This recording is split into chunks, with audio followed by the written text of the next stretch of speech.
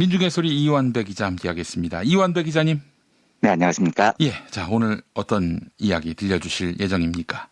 예, 오늘 월요경제학 시간이죠. 그래서 오늘은 경제학의 게임 이론이라는 분야에서 나오는 이론인 이타적 처벌이라는 개념에 대해서 알아보겠습니다. 예, 제가 이 이론을 오늘 소개하는 이유는 나중에 차차 말씀드리기로 하고요.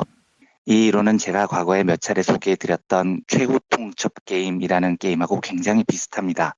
아마 최후 통첩 게임을 들으셨고 기억하시는 분들은 오늘 소개해드리는 이타적 처벌 게임도 굉장히 쉽게 이해가 되시리라 믿습니다. 이 게임은 원래 독재자 게임이라고 불리는 게임에서 파생된 여러 게임 중 하나인데요. 예, 그 스위스 취리 대학의 에른스트 페르라는 학자가 한 실험을 바탕으로 이루어진 이론입니다. 예, 에른스트 페르 교수는 지금도 취리 대학 교수고요. 2015년 영국 이코노미스트에서 미국에서 가장 영향력 있는 경제학자로 꼽힌 사람이기도 합니다. 예, 게임 규칙이 이렇습니다. 과거에 들어보셨던 최후 통첩 게임하고 굉장히 비슷해요. 탄생 처음 두 사람이 만났습니다. 그리고 이 두 사람을 2인 1조로 짝을 짓게 하고요. 왼쪽 사람에게 게임의 주도권을 줍니다. 그리고 진행자가 왼쪽 사람한테 갑자기 뜬금없이 돈을 10,000원을 쥐어줘요. 이제 이 왼쪽 사람은 땡 잡은 거죠. 갑자기 공짜로 불로소득 10,000원이 생겼습니다. 그리고 이 왼쪽 사람은 오른쪽 사람한테 돈을 나눠줄 권한이 있습니다. 오른쪽 사람은 처음 보는 사람이고요. 그런데 얼마를 나눠줄지는 순전히 왼쪽 사람 마음이에요. 제가 과거에 소개해드렸던 최후 통첩 게임에서는 여기서 이제 뭐 오른쪽 사람이 거절을 하면 게임이 나가리가 된다 이런 규칙이 있었는데요. 오늘은 그 규칙을 잊어버리십시오. 오늘 게임은 순전히 왼쪽 사람이 그냥 10,000원 받은 돈 중에 자기 마음대로 오른쪽 사람에게 돈을 나눠줄 수 있는 겁니다. 0원을 줄 수도 있고 10,000원을 다 줄 수도 있습니다. 그런데 이 페르 교수는 이 게임에 묘한 규칙을 하나 만들어 놓습니다. 게임을 실제 하고 있는 두 사람, 그러니까 돈을 나눠줄 권리가 있는 왼쪽 사람하고 그냥 왼쪽 사람이 주는 대로 받아야 되는 오른쪽 두 사람, 요 사람 외에요. 관찰자라는 사람을 한 명 따로 둡니다. 이 사람은 몰래 아주 먼 곳에 숨어서 두 사람이 게임을 하는 걸 관찰을 해요. 그런데 만약에 왼쪽 사람, 그러니까 꽁돈 10,000원을 가진 사람이 돈을 나눠줄 때 너무 이기적으로 나눠준다거나 너무 박하게 하면 그걸 응징할 권한을 이 숨어서 보고 있던 관찰자한테 주는 겁니다. 예, 예를 들어서 게임 플레이어 중에 왼쪽 사람이 내가 갑자기 10,000원이 생겼는데 그런데 내가 저 처음 본 오른쪽 사람에게 나눠줘야 된다고? 그러면 꽁돈이니까 반반씩 나누자. 이렇게 5,000원씩 나눠 갖는다면 관찰자 입장에서 숨어서 보다가 이건 굉장히 아름다운 이별이잖아요. 예, 그러면 그냥 놔두는 겁니다. 또 왼쪽 사람이 그래도 내가 돈을 받은 사람인데 내가 좀 더 가져야지 하고 자기가 한 5,200원 정도 갖고 오른쪽 사람한테 한 4,800원 정도를 줘요. 이것도 관찰자가 보기에 그럴싸한 겁니다. 5.2대 4,800 정도면 충분히 그럴 수 있지라고 생각을 해요. 요러면은 그냥 놔두는 겁니다.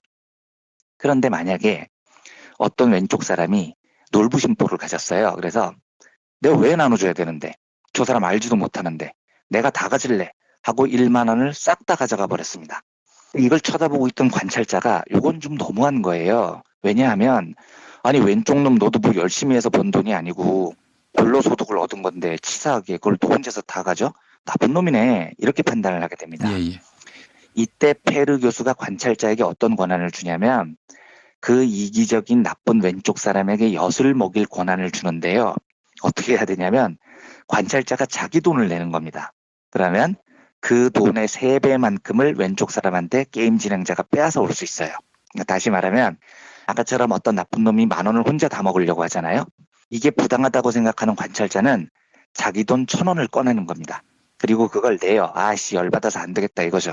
내가 1,000원 손해볼게 하고 1,000원을 내면 그 1,000원의 3배, 즉 3,000원을 진행자가 왼쪽 사람한테 가서 뺏어올 수 있는 겁니다. 이렇게 되면 왼쪽 사람은 10,000원을 다 가지는 게 아니라 3,000원을 뺏기는 거죠. 여기서 중요한 건요. 그 관찰자라는 사람은 1,000원을 내도 아무런 이익을 얻지 못합니다. 그냥 열받아서 내 돈 1,000원 내고 저 나쁜 놈 응징하는 것 뿐이에요. 만약에 이 관찰자가 좀 감정 기복이 심한 정의로운 사람이라면 게임을 보다가 뭐야 저 새끼 지도 불로소득으로 10,000원 먹었으면서 옆 사람한테 안 나눠줘? 연락사가지 없네. 이렇게 분개를 해서 자기 돈 3,000원을 내버립니다.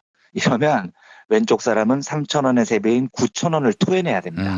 근데 물론 이렇게 한다고 해서 관찰자에게 돌아가는 몫은 아무것도 없죠. 예. 관찰자는 그냥 3,000원을 손해볼 뿐입니다. 하지만 자기 돈을 손해보고 나쁜 놈을 응징할 수는 있는 거죠. 예. 실제로 이 실험을 해보니까 결과가 어떻게 나오냐면요. 만약에 왼쪽 사람이 1만 원의 불로소득 중에 절반 이하를 오른쪽 사람에게 나눠주잖아요. 지가 더 많이 가져가잖아요. 그러면 관찰자의 55%가 자기 돈을 쓰면서까지 그 왼쪽 사람을 응징합니다. 저 싸가지 없는 새끼 못 참겠다. 내 돈 내고서라도 저 자식 처벌해야겠다라고 생각하는 사람이 관찰자 중에 무려 절반이 넘는다는 겁니다. 신기하죠? 이게 바로 오늘의 주제인 이타적 처벌, 영어로 altruistic punishment라고 부르는데요. 이 이타적 처벌이라는 건 주류 경제학의 전제인 호모 에코노미쿠스, 사람이 너무나 이기적이어서 나 손해보는 짓은 절대 하지 않는다라는 주류 경제학의 전제를 완전히 무너뜨려 버립니다. 사람들은요, 내게 아무 이익이 생기지 않아도, 심지어 내가 손해를 봐도요, 내 돈을 내면서까지 나쁜 놈들이 있으면 그걸 응징하고 보복하려고 한다는 겁니다. 이게 굉장히 중요한 대목입니다. 만약에 이런 이론이 없다면 우리가 2년 전에 겪었던 촛불 집회는 주류 경제학은 죽어도 설명을 못하는 거죠. 저희 청취자분들 대부분 촛불 집회에 나가셨지 않습니까? 예. 그런데 그거 한다고 생기는 게 있었냐고요. 생기는 게 없는 건 고사하고 손해를 봤죠. 토요일 그 쉬고 싶은 시간 빼앗기죠. 나가면 교통비 들죠. 솔직히 지금 와서 이야기지만 그때 좀 추웠습니까? 그런데 그 추운데 덜덜 떨면서 몇 시간을 길거리에서 보내야 됐습니다. 거기다가 대부분 참여자들이 모금함에 돈 10,000원씩 다 놓고 왔습니다. 이게 이기적인 인간이라면 절대 할 수 없는 일이에요. 예. 그런데 그걸 한 사람이 연 인원이 1,700만 명에 육박했습니다. 왜 그러냐? 이 현상을 가장 잘 설명하는 이론이 바로 이타적인 처벌이라는 이론입니다. 내가 손해를 보더라도요, 정의롭지 못한 놈, 나쁜 놈을 처벌해야 되겠다, 이런 생각이 우리에게 있다는 겁니다. 베르 교수의 연구에 의하면 인류의 무려 55%가 기꺼이 내 손해를 감수하면서까지 나쁜 놈들을 꼭 처벌하려고 한다는 거죠. 예. 이 이론을 더 발전시킨 사람이 엘리너 오스트롬이라는 학자인데요. 이 오스트롬은 정치학자입니다. 그런데 공유지의 비극이라는 경제학 주제에 대한 연구로 2009년에 노벨 경제학상을 받아요. 그리고 이 오스트롬은 지금까지도 유일하게 노벨 경제학상을 받은 여성학자이기도 합니다. 그런데 이 오스트롬의 그 공유지 비극 연구는 경제 역사상 굉장히 중요한 연구고 저도 열렬히 지지하는 이론이기도 한데 뭐 오늘은 그게 주제가 아니니까 생략하겠습니다만, 오스트롬의 연구에 이런 대목이 나옵니다. 오스트롬이 노벨 경제학상을 받았던 이론 중에 굉장히 많은 공동체를 연구를 한 이론이 있습니다. 그래서 이 공동체들은 스스로 규칙을 만들고요, 여러 문제를 자치적으로 해결해 나가는데 요 연구로 오스트롬이 경제학상을 받거든요. 그런데 연구를 해보면 성공한 공동체일수록 이 이타적인 처벌이라는 개념이 매우 발달해 있더라는 겁니다. 그러니까 어떤 공동체가 있어요. 그리고 그 공동체는 스스로 규칙을 정해서 지켜나갑니다. 근데 이때 어떤 이기적인 놈 하나가 내가 그 규칙을 왜 지켜야 되는데 그거 법으로 규정된 거야? 아니잖아. 그냥 마을에서 정한 규칙이잖아. 난 그냥 어길래 그게 나한테 더 이득이 돼. 이렇게 나대는 놈이 꼭 있다는 겁니다. 어떤 공동체에도요. 예. 그런데 성공한 공동체일수록 그렇게 혼자만 살겠다고 나대는 놈을 모든 공동체원들이 보복을 합니다. 자기가 손해를 보면서까지요. 그래서 오스트롬이 물어봐요. 아니, 보복을 하는 건 좋은데 그러다 보면 당신들도 손해를 보는데 왜 그런 짓을 하는 거죠? 라고 물어보면 대부분 공동체원들이 이렇게 답을 합니다. 내가 손해보는 게 뭐가 중요해요? 저 망나니 같이 나대는 새끼들이 이기적으로 계속 활개치도록 놔두면 우리 공동체가 무너진다고요. 아이고. 이렇게 답을 하더라는 예, 거예요. 예. 그래서 오스트롬의 결론은 공동체성이 강한 조직일수록 내가 손해를 보는 한이 있어도 나쁜 놈들에 대해서 응징하는 이타적 처벌이 굉장히 발달했다라고 해석을 하더라고요. 제가 이제 오늘 이 이론을 왜 소개해드리냐면, 저는 촛불 집회 이후의 한국 사회의 변화를 정말 긍정적으로 보는 사람 중에 하나입니다. 그런데 긍정적으로 보는 제일 중요한 이유 중에 하나가 한국 사회의 공동체성이 굉장히 높아졌다는 겁니다. 그리고 그 증거로 과거에는 이게 절대 볼 수 없었던 건데요. 이타적인 처벌 문화가 굉장히 발달했어요. 그러니까 정의롭지 못한 일을 보면 내가 손해를 보는 한이 있어도 저걸 응징하겠다고 나서는 시민사회의 문화가 굉장히 강해졌다는 겁니다. 예. 이게 오스트롬 교수에 따르면 이 이타적인 처벌이라는 건 공동체를 유지해야 된다는 사회 구성원들의 신념에서 나오는 거거든요. 예. 예를 들면 촛불혁명 이전까지만 해도요. 재벌개혁 이야기가 나오면 씨가 거의 안 먹혔습니다. 아유, 재벌 나쁜 거 알죠? 아는데 근데 내가 불편하면서까지 싸워야 돼요? 이런 분위기가 굉장히 강했다고요. 사실 재벌 나쁜 거 아는데 라는 말이 나오기까지도 수십 년이 걸렸습니다. 그렇죠. 그 시간도 수십 년이 걸렸지만 예. 나쁜 걸 알고도 아유 알았어 나쁜데 뭐 꼭 내가 손해를 보면서 싸워야 돼 이런 생각들이 쭉 있었던 겁니다. 지금까지요. 예. 그런데 촛불혁명 이후를 보십시오. 재벌들 폐악질 하나 등장을 하면 정말로 많은 시민들이 내가 손해를 보는 한이 있어도 내 시간을 들이는 한이 있어도 저 새끼들은 처벌해야 되겠어 라는 문화가 민주시민들 사이에서 팽배해진 겁니다. 사실 어떤 재벌에 대해서 반대하는 운동을 하는 건 개인적으로 보면 굉장히 손해가 막심한 거예요. 왜냐하면 재벌이 개혁된다고 해서 나한테 오는 이득은 거의 없거든요. 아니 이재용이 처벌되면 저희 청취자 여러분들께 이득이 옵니까? 물론 삼성에서 일하는 노동자분들이나 협력업체 직원분들이라면 직접적인 이익이 있겠지만 사실 이재용을 처벌하는 건 한국의 일반 민주시민에게 당장 이익이 되는 일이 아니라고요. 예.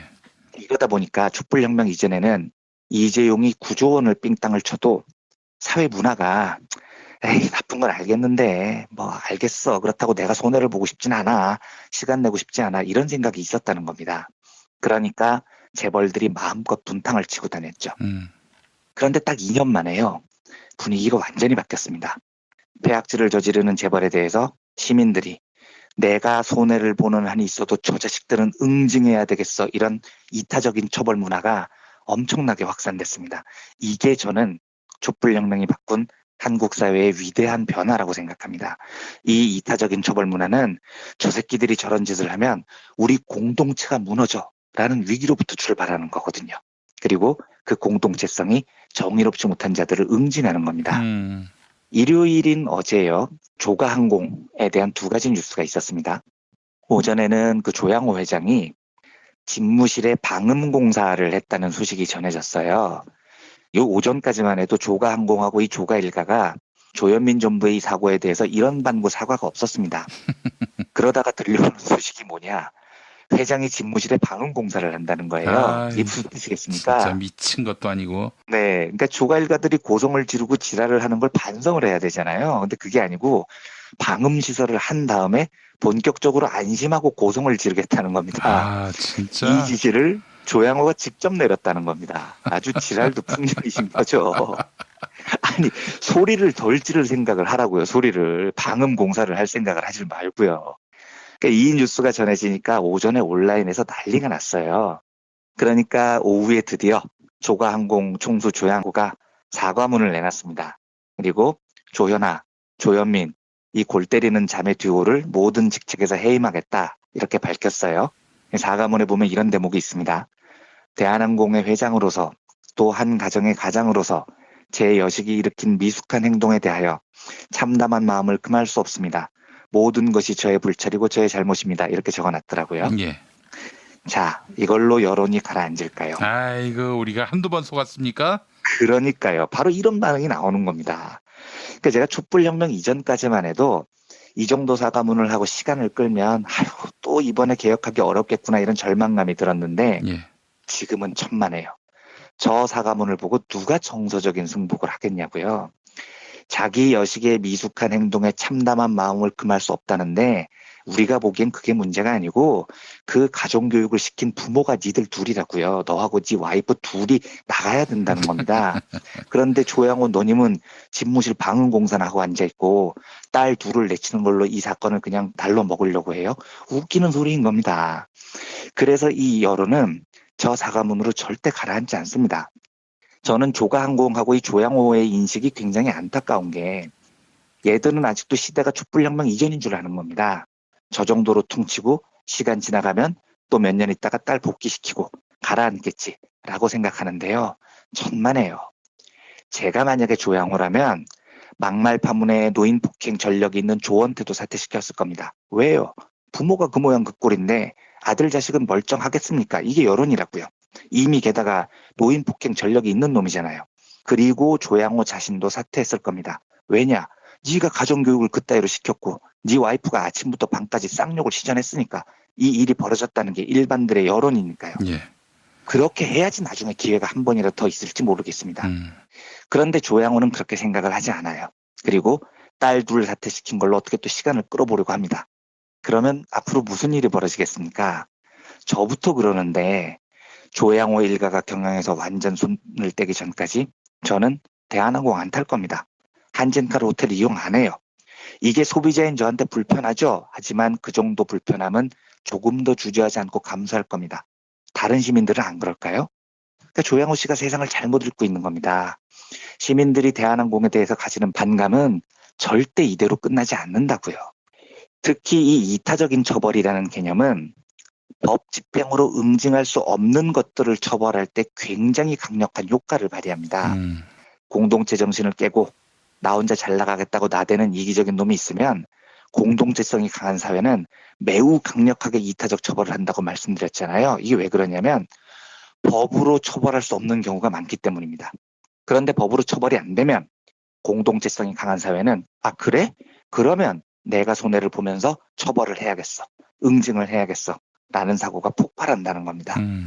지금 조가 일가는 어떻게든 법적 처벌만 면하면 되겠다고 생각하겠죠. 그러니까 꼴랑 내놓은 방안이 조연아 조현민 사퇴시키는 거겠죠. 안 됩니다. 만약에 법적 처벌이 안 되면 시민들의 분노가 크게 달할 겁니다. 내가 불편한 거 다 감수하고 내 돈 쓰고 내 시간 내서라도 저 또라이들 물러나는 꼴을 보겠다고 생각하는 시민들이 수두룩할 거예요. 그게 바로 우리 사회의 공동체성을 지키는 길이라는 믿음이 더 확산될 겁니다. 저는 촛불 집회 이후에 벌어진 이번 일을 보면서 묘한 쾌감과 확신이 들더라고요. 지금까지 시민들의 다소의 무관심을 등에 업고 재벌들이 마음껏 분탕질을 쳐왔는데 아, 이 시대가 저물고 있구나라는 생각이 들었습니다. 시민들의 이 폭발하는 분노는 내가 손해를 보더라도 너는 처벌해야겠어 라는 이타적인 처벌, 공동체를 지키고자 하는 욕구에서 기반을 한 거거든요. 예. 저 역시도 기자로서 조간의 일가가 완전히 경영에서 손을 떼는 그날까지 계속 이 문제를 다루면서 싸울 거고요. 시민 여러분들께서도 함께 싸워주실 것을 굳게 믿습니다. 우리 사회에서 이런 비정상적인 놈들을 몰아내고 건전한 공동체를 세우기 위해서라면 우리가 기꺼이 우리가 좀 불편함을 감수하고 우리 시간 내면서 이 폐악적인 조간회와 싸워나갈 시민사회의 힘이 있다고 저는 믿습니다. 이번 사태를 보면서 변화된 한국 사회에 대한 깊은 신뢰를 정말로 갖게 됐습니다. 그런 기쁜 마음으로요. 오늘 월요경제학 시간을 통해서 이타적 처벌이라는 개념을 소개해드렸습니다. 예. 자, 이완벽 기자님. 이 조가 항공 개혁을 위해서 시민들이 무엇을 요구해야 됩니까? 그냥 막연히 조양호 물러나라 이러기에는 글쎄 그런다고 물러날 가능성도 없어 보이고 말이죠. 시정 가능한 그런 범위 안에서 무엇을 요구할 수 있을까요? 제가 이거 고민을 좀 해보고 말씀을 드리겠습니다. 저는 지금까지도 굉장히 잘 돼 왔다고 생각을 하거든요. 예. 청와대 청원, 불매 운동 뭐 이 정도만으로도 굉장히 압박이 크고 지금 조간회가 제일 느끼는 큰 압박은 아마 여론일 거예요. 예. 그리고 지금 경찰이나 관세청이 게다가 이번에 특이하게 저는 관세청이 압수수색하는 거 처음 봤거든요. 관세청이 대한항공 일가를 압수수색했는데 그런 기능이 있는지도 몰랐어요, 사람들이. 저도 몰랐습니다. 솔직히 말씀드려서. 그런데 관세청이 압수수색을 하고 이런 것들은 전부 여론이 만들어낸 거죠. 지금처럼 더 뜨겁게 여론을 만들어 주시는 게 필요할 것 같고요. 예. 지금 말씀을 해 주시니 구체적인 행동 방안 같은 걸 진짜 좀 연구를 해봐야 될 것 같습니다. 그거는 제가 며칠 동안 좀 이런 방면에서 운동을 많이 하신 분들과 상의를 좀 해보고 여러 제안들도 한 며칠 딱 다시 한번 말씀을 드리겠습니다. 예. 가장 아픈 방법으로 대안을 한번 마련해 주시기 바라겠습니다. 네. 네, 이완벽 기자님 오늘 말씀 잘 들었습니다. 네, 감사합니다.